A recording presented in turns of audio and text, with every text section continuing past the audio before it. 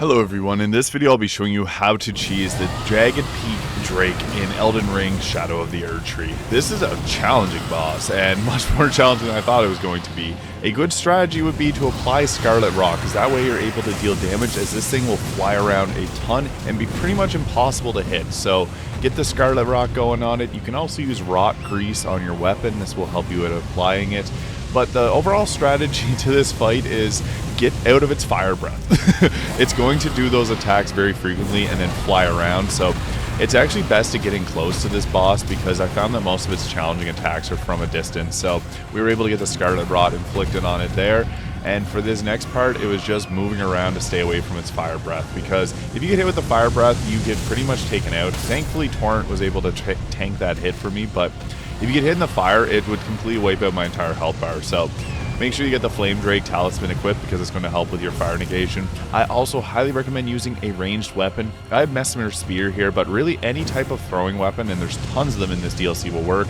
This spear is actually suboptimal since it does fire damage, and this is a fire Drake. So I would recommend any other item that you could get, but honestly, Scarlet Rot seemed to do the trick here. So his health is continuing to tick down because of that Scarlet Rot. So you can see there, getting hit by the fire takes out pretty much your entire health bar and torrent. So yeah, don't get hit by it. It's incredibly powerful. So the best strategy here was, again, just getting that Scarlet Rot on and then kiting it around. So my Mimic was also spamming X-Psych's Decay, but even Rot Breath will work great here.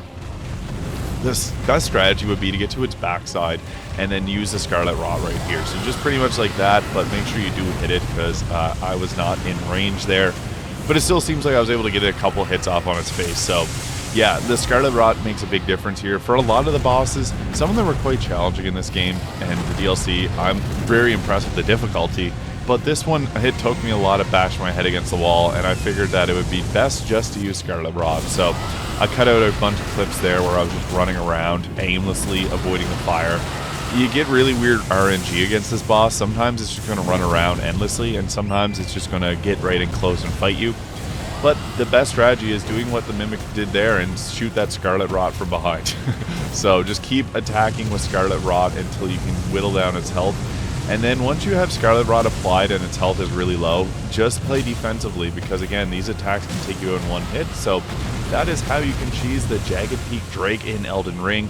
I'll be showing off the build at the end of this video. I did this at level 180, but this could easily be done at an earlier level with the Scarlet Rot. So there it is, and here is the build. Thank you so much for watching, and I'll see you in the next one.